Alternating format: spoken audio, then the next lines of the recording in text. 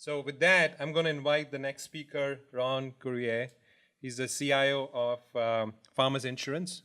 So Ron joined Farmers Insurance recently, I think over a year at Farmers Insurance, approximately. And he has 20 years of IT leadership experience. Ron was the CIO at Toyota before that. And Ron is just charting the course in driving innovation, building partnerships at Farmers Insurance.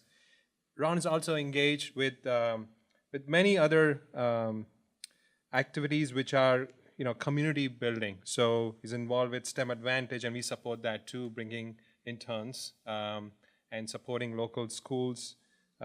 Also with Haiti, with the country, supporting that, and Habitat for Humanity. So Ron is really well known in the community. I'm sure most of you know him or have seen him speaking. So I'm really privileged to invite Ron over to speak today. Thank you.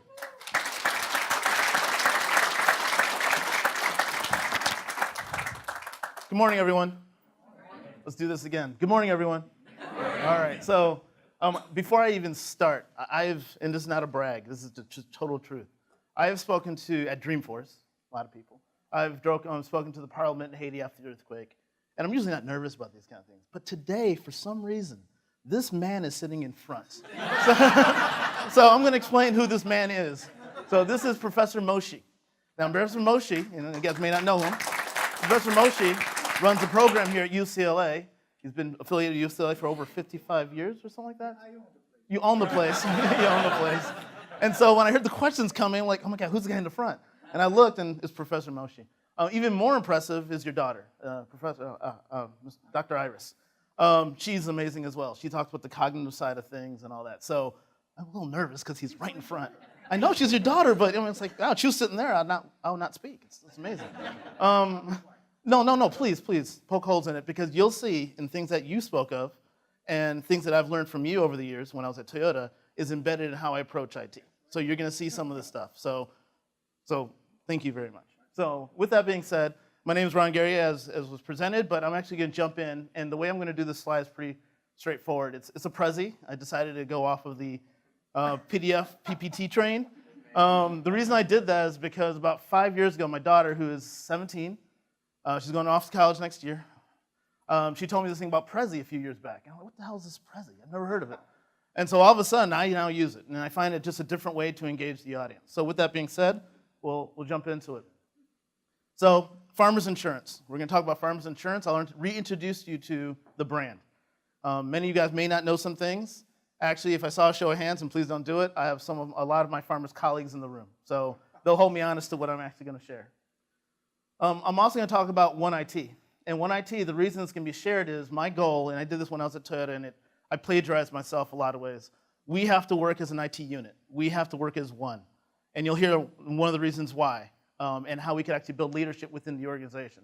Based off of my learnings at Toyota, 20 years, from the professor and other people that I've actually learned through. And actually, some of them are in the room, such as my friends at JPL. So thank you for that. So we'll jump into it. Who is Farmers Insurance? So we'll just jump into who is in Farmers. Everyone knows the jingle, right? Right? Could everyone do it for me real quick? We are farmers. All right. We'll practice that later. That was terrible. Okay. It's another skill we're working on. So we're the insurance company that knows a thing or two because we've seen a thing or two, including a chauffeured terrier.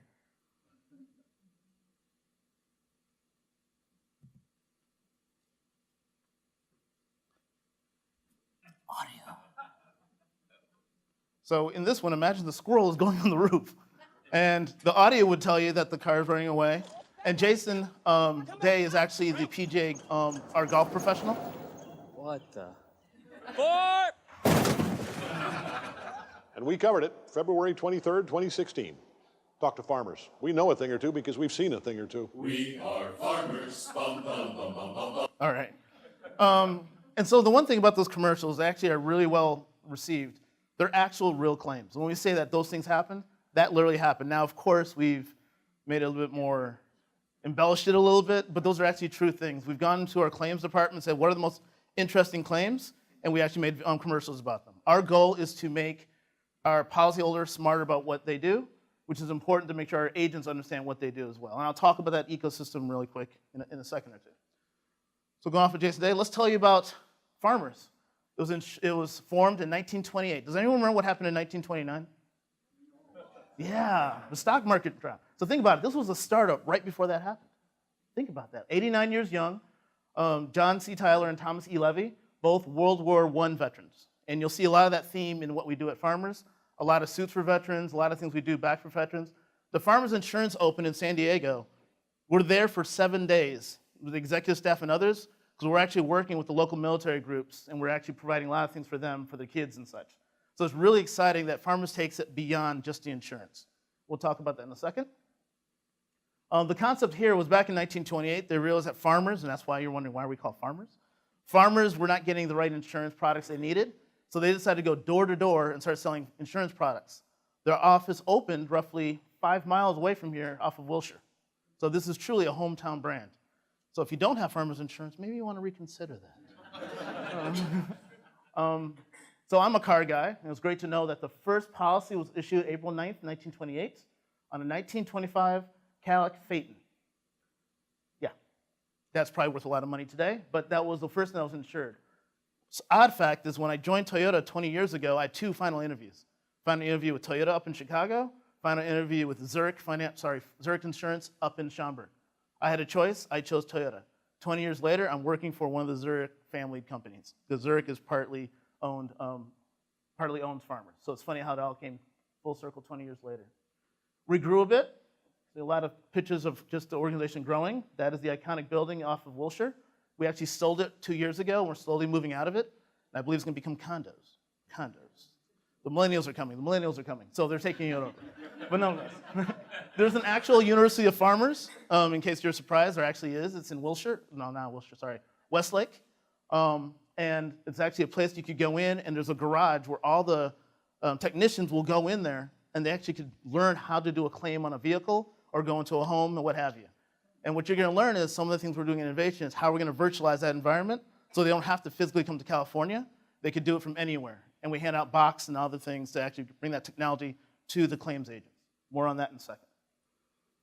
And the last thing, our headquarters now is in Woodland Hills, California, which I did not realize was actually still part of LA proper. I'm relatively still new to LA, moved out here in 2005, and I didn't realize how expansive this city is. So those of you who drive know what I'm talking about. Okay, so we serve over 10 million households, 19 million individual policies, and we are I'll just skip to the meat of it, we're a Fortune 227, so we're a Fortune 250 company. Now I'm going to pause on that. There's a sense of pride with that. Anyone who says Fortune 500, that's great. However, I will tell you, anyone remember Blockbuster Video? They were a Fortune 500 at one point. Wayne Zenga owned it. He actually bought the Miami Dolphins based off the proceeds of that, and a car company and all that good stuff. And if you know the story, Blockbuster had a chance to buy Netflix. They opted out. They said Netflix's technology will never be good enough. 3 years later, Netflix had a chance to buy Blockbuster and said, who the hell wants to drive in the cold and deal with that? And as you know the story, and it's an article on this, there are 8 Blockbusters in the United States still, 8. They're all individually franchised, and the one that was highlighted was one that was in Anchorage, Alaska. And it's a full, and you may have seen this, it was on Facebook and LinkedIn recently, so it's pretty amazing. But nonetheless, the reason I bring that up is that you're gonna get disrupted. It's gonna happen. You can't get comfortable. The fact you're an 89-year young company does not mean you're safe. Everyone is fair game right now with the digital, and everyone has to upskill themselves, per the conversation that was actually happening earlier today. So we'll jump into the next one. This is just my bio. That's me. That's what I look like. Thank you. In the interest of time, we're going to talk about the next gen of Farmers information technology. So the old norms on the left-hand side on the chalkboard, and my friend Chris in the audience helped me with this, so thank you, Christopher. Complexity, one-size-fits-all, batch processing, product-centric, risk management that looks back. This is the way that we as IT historically have built our systems. Pause for a second. You guys remember those days? It kind of still happens right now. The order take your role that we kind of have lived in. The new norm, simplicity and transparency. And when I say that, I'll pause. Farmers Insurance doesn't just compete with Allstate, State Farm, you know the brands. We compete with Zappos. We compete with Amazon. Because that experience on the phone is that experience that we're competing against. And we have to think that way. The fact our website loads in 15 seconds is no longer acceptable because Zappos could do it in 3.5. So we have to get that experience right. So simplicity is extremely important. Omni-channel customization, there's a lot of work we're doing with Salesforce in that, and I'll speak to it a little bit later. I'll just say platform as a service. I'll try to be agnostic of the product. Real time, very important. How many of you like shopping at 2 a.m.? Or sorry, after midnight? Who has shopped after midnight? In your PJs and just watching SportsCenter for the 13th time? That's me? Okay, so with that being said, that is the world that we live in, and we have to make sure our systems are relevant and they can respond at 2 a.m. just like they can at 2 p.m. Add on top of that, we're an agent-focused organization. I'm going to pause real quick. How many Starbucks in the United States? Does anyone know how many Starbucks stores are in the United States? My farmers' friends cannot say this. You've heard this before. How many Starbucks in the United States? 13,000 is your question? Anyone else? A zillion, feels like it. So at last count, it's 11,500 Starbucks stores in the United States. Very close. Your number is more appropriate to how many farmer agency stores we have. We have 13,200 farmer agency stores. We have more farmer stores fronts than Starbucks in the United States. What does that mean? We have to start thinking like a retailer. We got to think about distribution. We have to make sure our systems are adequate. I can tell you today, our agency fronts, their IT support is provided by their nieces and nephews. They come in and say, hey, Dad, I'll set you up. I'll put your Norton Works on. I'll do whatever you need. All right, it's really cheap, which is understood. However, we can't distribute information the right way to 13,000 storefronts. Those 13,000 storefronts have 40,000 exclusive agents. So you add the 21,000 employees we have, the 40,000 exclusive agents, which mean they only sell our product. Then we have roughly another 40,000 independent agents that sell our products and everyone else's product. So when you think about it, our footprint is almost 100,000 people that my IT team has to make sure they're responsible to, which is daunting, but it's also exciting at the same time. Customer-centric, extremely important, which I spoke to of the experience, and forward-thinking, looking risk avoidance and mitigation versus the look back. And what exciting part about this is our chief risk officer is partnering with me to make sure that we're mitigating risk, because you can't do innovation, it will be stifled if your chief risk officer never wants to dip their toe in the pool. Let's just call it what it is. And so we've actually have a phenomenal chief risk officer, Carol, who does a great job. She's brought on people on her staff who understand technology. So we're talking technology as opposed to here's technology, well, here are all the walls and barriers that we need to put in front of it. The dialogue is changing. So I just want to bring that up. So this part is going to be somewhat interactive. I need one victim, a person, to come up. Anyone want to come up? I'm going to pick up my good friend. No, I want this man right here. Because you work for JPL. Come on. So Jim Rinaldi is actually the CIO of the Jet Propulsion Lab. I've known Jim for quite some time. He did not know I was going to do this. Can you please stand in front? We're going to act like it's Family Feud, right? I'm Steve Harvey. Step up forward so the light's not blinding you. Okay, it was pretty good. Okay, so the cost of storage. I'm going to ask you a question. And you have to tell me what was the cost of storage in that year. Audience will see it. You will not. You have 30 seconds. I'm just joking. You don't. Okay. The cost of storage for 1 gig of data. In 1980, what was the cost of data, of 1 gig of data in 1980? Oh, that was probably at least $500,000. Whoa! I picked the wrong guy. $438,000 for 1 gig of data. Right. Yeah, that's what I paid. But Okay, we won't talk about product. In 1985, 5 years later, what was the cost of 1 gig of data? 5 years later, around 200. Okay, you're a little high, but it's 105. 105, still astronomical. 1990, okay, you're talking 30 years ago. 1990. Yeah. Probably about 15,000. Wow, 11,000. 11,000. Definitely picked a rocket scientist on the wrong. In the year 2000, Y2K, everything's going on, the world's going to die. What's going on, and how much does it cost 1 gig of data? 1 gig back then, about 800 to 900. $11. $11. Yes, it dropped significantly. 2005. There's a couple more. 2005. 10 cents. Okay, no, a buck. A buck. 2012. 10 cents. 10 cents. You hit it on the head. 2014. We're talking about a penny. Okay, 3 cents. And in 2017. We're talking about a penny. We're talking free. 15 gigs, 10 gigs on box, 5 gigs on Amazon is free. Thank you, Jim, for playing along. Thank you. Thank you.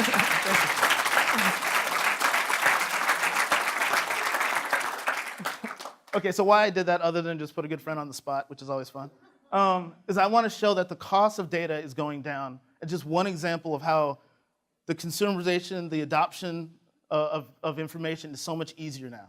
Things are just easier to get out there, and technology is changing. So I'm going to do another example, and I'm not going to pull anyone up here. Hyper-connected world, we're going to talk about these use cases. What company started as a retailer, payments, devices, infrastructure, drones, and entertainment? Amazon. Think about it. I used to love going to Borders and Brock's and whatever and just sitting there, read a magazine for free, and walk out, right? It's fun times, right? Can't do that anymore. Why? Because Amazon decided to come in and they disrupted it and they did a phenomenal job doing it. But think about this. Amazon was up for an Oscar. Amazon. This guy's going to put a guy on a moon. Amazon. You wouldn't have said that 5, 10 years ago. No different than you see in the backseat of a stranger's vehicle with an app and he's going to drive you from A to B and you'll trust him. We did it in a yellow vehicle, cabs, but a personal vehicle? That's strange. Now it's the norm. Now it's the norm. The second one is Apple. I'll just throw it out there. Devices, media, communication, software, wearables, and payments. Apple came in and disrupted it. Keep that in mind. They have well over $90 billion in just cash they're sitting on somewhere in a bank in Ireland. Right? That's happening right now. Tax-free, but it's out there. So think about that. And the last one is any telco provider. Started in telecom, is working in connected health, entertainment, cloud, connected home. Why do I bring this up? As leaders, as people in this industry, we have to understand what is disrupting us. And it's not what you traditionally think it is. You would think that an insurer will be disrupted by another insurer. That's not quite the case. We could be disrupted by Amazon, Apple, or whatever company that has a way to break the value cycle. And that's what we're thinking about at Farmers, and that's what everyone should be thinking about as a leader in IT. But it's an exciting time. You want to be on that train, making those decisions, as opposed to being the caboose watching it. And that's what's so exciting about being in IT. So I'll move on. So some of you guys have seen this before. I won't go and belabor it, but this is truly an advent of learnings I've had from Professor Moshi's class, as well as some experiences I've had. So my next statement, to those of my friends in the room who are consultants, please bear with me on this one. So I just want to preempt this. You walk into a conference room. It's an executive conference room. And on the screen, it says slide number 32. You missed 31 slides before that. The slide you see says next steps. That's all it says. Your executives in the room, CEO, CFO, CEO, everyone's in there but you. And you're called in the hour break to have a discussion about what's next. You have no idea what was told before. And what happens is the consultant or whoever's in the room has told your executive business staff how horrible you are. It is what it is. There are opportunities. There's this, there's that. You may want to outsource this, you may want to outsource that. That is the situation you're presented. That happened to me. I had a couple of choices. I could have just taken it and said, okay, we'll work with whoever it is and we'll make the changes. Or you challenge your executive staff in a really respectful way. Give us a shot. Give us about a week and a half. Let's present our opinion from within the organization and let's just balance them. Let's give us a chance. We work for you and give us that chance. And we did that. We did that at my last organization. And actually they listened. We presented a white paper and said, this is what we need to do in IT to kind of take the reins back. We understand where our holes are, our pitfalls are. Just because we have an employee badge doesn't make us less intelligent than the consultant that just came in the room. Give us that shot. So we presented a white paper. We didn't put our names on it or anything like that. And they ate it up. Oh my God, this makes sense. You know us. Who did this? Who did this work? And in the last slide, we revealed your employees. We did this. And the premise of that was these 5 E's that I actually used and I brought over and I plagiarized over at Farmers. Explore what's next. These are essentially our guiding principles within IT. We have to explore what's next. We have to engage each other because a lot of times, by nature, IT folks like to go into the back cave, tinker on things, and it's like, it costs you $10 million, where's my money, right? It doesn't work that way. We have to engage each other in a different way. This is engagement. We have to enable our business. A lot of times we have IT pet projects. We have to make sure the business is aware of what those IT pet projects are. Eliminate waste. Japanese term is called muda. Our job is to find opportunities to eliminate waste, improve Kaizen, and reinvest that money into innovation, which I'll talk to in a second. And again, a word that was actually used several times, evangelize value. If Jeff Daly, our CEO, only hears from Ron on Mondays when there's an outage, Ron will not be working for Jeff Daly for too long. Call it what it is. My job is to make sure when Jeff hears from Ron, it's not only about an outage, but hopefully it's more about a business opportunity. And the conversation earlier is that we do sit at the executive staff. I do sit on his executive board. And my executives sit on their executive board. So everyone is bedded into the business, which is very important. And I think I heard that from a young man in the front row several years ago. So we definitely did that at Toyota, and I carried that process over at Farmers. But the one last thing I'll say about the role of the CIO, it's evolved. And I contributed to a paper on this one. And the title of CIO is morphing to CIII. And I'll explain what that means for me. Chief Information Officer, my job is to make the trains run. The lights have to be on Monday. Everything has to work. At the end of the day, that is table stakes. I can't do that. I don't deserve the badge. I should go out and do Uber, which I did for 2 weeks, actually. It was really exciting. I hated it. I got stuck on a college campus, and they put me in this perpetual circle. This drunk kid threw up in my car. It was not good. But nonetheless, that's a squirrel. I chase squirrels. So my job as a chief information officer is just a traditional role of the job. Everyone understands that. The next one is the chief integration officer. And this is a statement I heard earlier. My job is to make sure I integrate many different things, legacy and new, right? A lot of times we always say, well, the legacy system is outdated, is antiquated. Well, if we're technologists, we should find ways to use bots. We should find ways to make that antiquated systems a little bit more palatable until the new systems come into place. We have to integrate old and new. We have to find a way. We can't just say it's just the way it is. And you can't say it's legacy. I didn't build it, so therefore it's not my problem. The minute I sat on December 8th of 2016, I started at Farmers, it was my problem. So integration is very important. The other integration is between the business and suppliers. One notion that we always have is that if you build, they will come. The business has a need, I have programmers, they will build it. And I think the new notion of a CIO, you have to reach out to providers and talk to them. You can't keep your head in the sand. There's a commercial out there where they're talking about investments, and they have people's heads in the sand like ostriches. And in the minute the market changes, they run off like lemmings, right? We can't be ostriches. We have to engage the business in a different way. And so the reason I bring this up, and it's not a product endorsement, but it's just a fact. Dreamforce happened, as you guys know. It's one of the biggest Dreamforce opportunities. Everyone's out there. And our CEO was on stage with Mark Benioff talking about farmers. Next week, I have to go to New York because we're doing this world tour thing. And on stage, I'm sharing the stage with one of the presidents of Amazon. The fact that Farmers is in the same conversation with Amazon is pretty exciting. But we have to reach out into the community and understand what's going on. What could Slalom provide us? What could other companies, CB, provide us? Because we might think we know everything. We don't, right? We really don't. Let's be honest with ourselves. And the last one is generational. I joked about the millennials. Clearly, I have a 15 and 17-year-old, so I understand the world of Texas here, and that's the way it is. However, we have to make sure we connect the dots between our generations within our organization, within our space. We have people at Farmers who started who are roughly 24, 25 years old, which is great. We have people at Farmers who have 64 years of service in counting. 64 years of service. My dad is 67 years old. So my dad was 3 years old when this individual started at Farmers. To me, that's impressive. And we have many people like that. And my goal here, my statement here is, when you think of a millennial, they haven't gone through real change. I'm not trying to pick on a millennial, but they know they're digital natives. I get that. But they haven't gone through the different generations of technology and what it does to a business. Someone who's been around 40 years, 50 years, has understood that and can be a good guide to what we need to look for. You have to respect all generations. A lot of times we say it's just about the millennials. That's not true. It's about everyone. So we have to integrate generations, legacy and new, as well as the business with the supplier. And the last one on here is, again, you gotta want to do your work. If you live in LA, and I assume everyone here lives in LA, everyone has sat on the 405, looked at the person to your left and right, and said, what the hell are you doing out here? Why aren't you home? Shouldn't you be doing something else? Everyone has that moment, right? I've had it. I had it on the way in today. So with that being said, when you get to work, you have to find a way to inspire your team. It's okay to have a bad day. It's okay to say, oh my God, why am I doing this? But you have to be inspired about your role. Whether you're actually making hot dogs or you're selling insurance products, you have to connect to the dots for your staff. A leader does that. And one of the reasons I'm so inspired about working for Farmers is not only the giving back to the community, the veterans. I lost 9 family members in the Haitian earthquake. I've gone back several times. Haiti does not have an insurance apparatus. Where my cousins passed away, it is an empty lot right now. There's nowhere for his family to go to. Now I work for a company that not only gives back and provides, but we try to get you back on your feet as soon as possible. Now everyone says, well, it's insurance. Yes, it's insurance. You don't really need it until that call happens at 2 a.m. I don't want to make sure our IT team understands that, and they're inspired by that. So inspiration is extremely important, and that's the last I.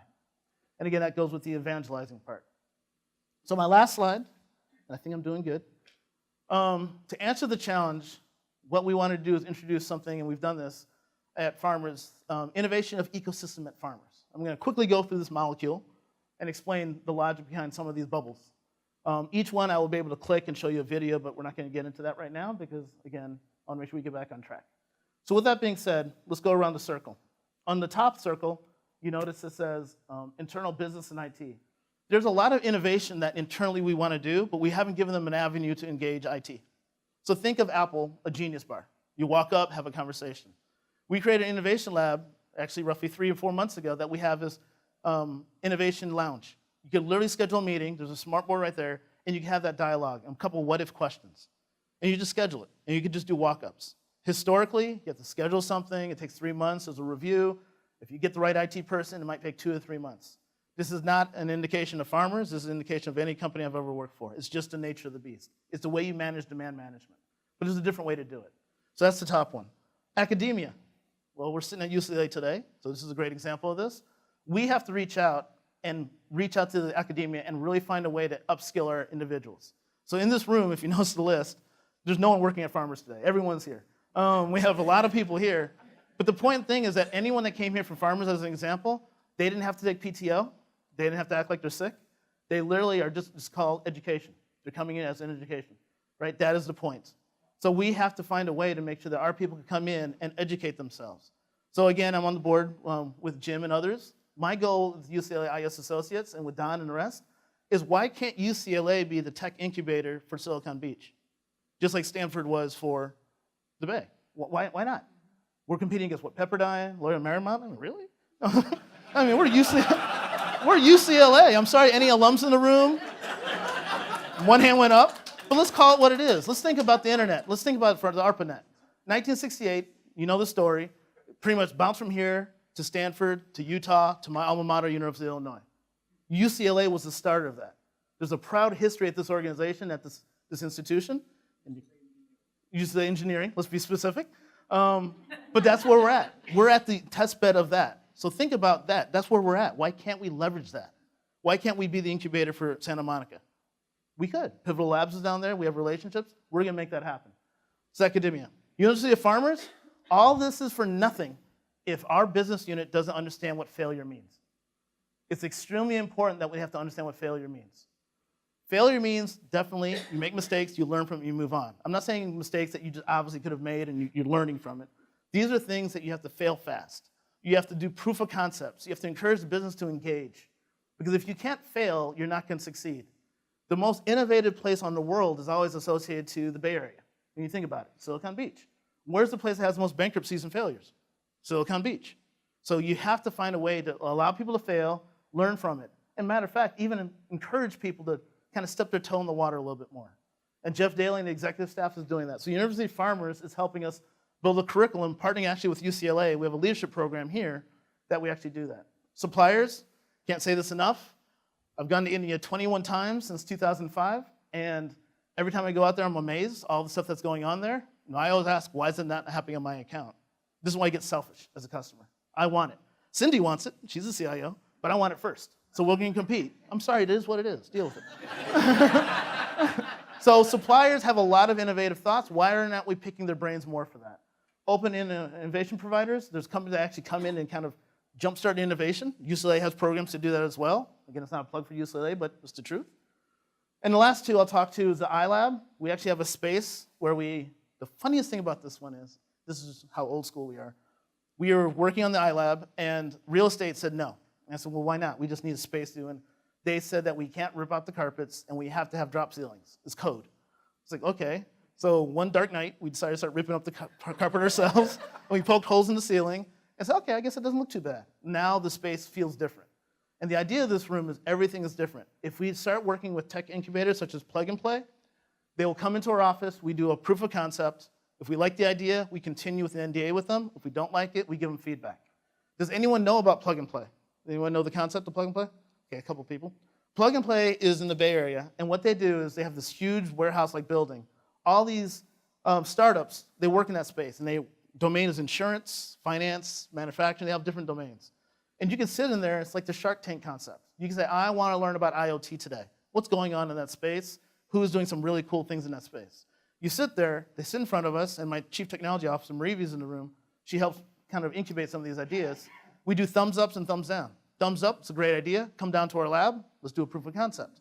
Thumbs down, that won't work in the insurance industry for these reasons. We give them feedback, and they learn from us, and we move on. From that effort, 15 of the 38 or so that we've done, we've brought into the lab. And actually, the lab is also another place that we invite industry leaders to come in and talk to our business units. That's how we incubate the conversation. Parker Harris, the co-founder of Salesforce, was in there 3 weeks ago talking to our head of product, talking about an idea he had, right? So now we're having that conversation. We're kicking off an idea. So the iLab is that space where everyone, it is essentially free zone. It is your oasis, and the room technically is on a different VLAN and everything. So if we make a mistake, hit a button, reset the room, start the next day. So it doesn't impact the rest of the organization. We had an iLab in Toyota back in the day. My biggest mistake is I didn't segregate the systems, and we hit a button one time, and we shut down the whole office for about a day. So that was a failure moment, and I learned from it. And the last one up there is the XLab. The XLab stands for the Experience Lab. So everything out of the iLab, we move and promote into the XLab. And we have agents, again, we have 40,000 of them. They come in and start tinkering in the new technology that we're thinking about using and get their feedback. Because the one thing I learned at Toyota is something called Genshi Genbutsu, go look, go see. You have to go see, and you have your customers come in to touch it in real time. Because the one thing we do as technologists, we build it, we get excited, and then we realize that the business unit 3 months later have Frankensteined it. Because it's working for the way they found it to be needful. Everyone remember the show MacGyver? Yeah, they do that. Bubble gums, Band-Aids, they make it work. Then all of a sudden there's compliance issues and all that. So we have to be engaged. So that's what the XLab does for us. So with this is my last slide. I talk kind of fast to get us back on time. I'm going to open up for any questions. Bhupesh, is that fair? Yeah, that's fine. Any questions from the audience? And then we'll go on to the next speaker. So that's all I have. Oh, wait. Chris, I think I do have one more thing.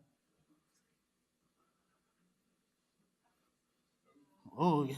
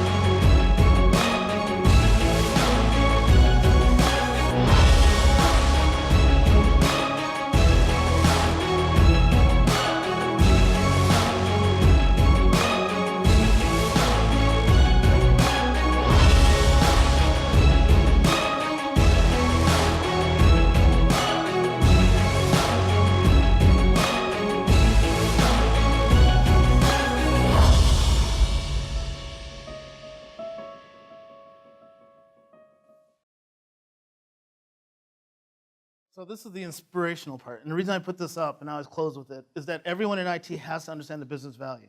We are the Wizard of the Oz behind the Wizard of Oz, when you think about it. We're so back office sometimes, we don't know why we're doing something. So we have to connect the dots as leaders for our people. We have to educate our people and give them that opportunity. And my proudest moment is when someone actually leaves my organization and they're successful somewhere else, and we have a chat over coffee and how great they're doing. Some of you in the room know that feeling. It's a great feeling. One of them actually is the CIO of the Port of LA. Used to work for me, used to work at Molina, and she's now the CIO there. So for me, that was one of those proud moments. So it's not only about retaining your people, you got to let them flourish and go. So with that being said, I'll answer any questions you have. Yes, Don. Can you talk a little bit about when you get an idea into the experience lab, how you take it from proof of concept and scale it into production? Great question. So we work with, I won't say the company, Ford. It's an Accenture brand. We actually have this incubate, ideate, and then we deploy. There's a cycle that we provide. And what we do is we partner with the business and provide seed funding, just like we're a venture capital. We seed fund, like VR, we did this. We seed funded it, the first couple $100,000 or so, and then the business saw a use case. And once the business has a use case, their job for the next fiscal year is to build the funding to make sure that moves into production. Because I know what really kills things, and there's a finance guy in the room, and my degree is actually in economics and finance, so I understand you have to follow the dollar and provide the dollars, right? So we do the seed funding, they have a business stakeholder, and then we go into the next year and we roll it out into production. We POC in different areas. So one example of that is something called Signal. It's a mobile app, and it's the way when you're driving, other companies have the little plug-in, right? People know that plug-in, right? I won't say the name of the brand. They plug it in. The problem with that, though, the challenge, it doesn't identify distracted driving.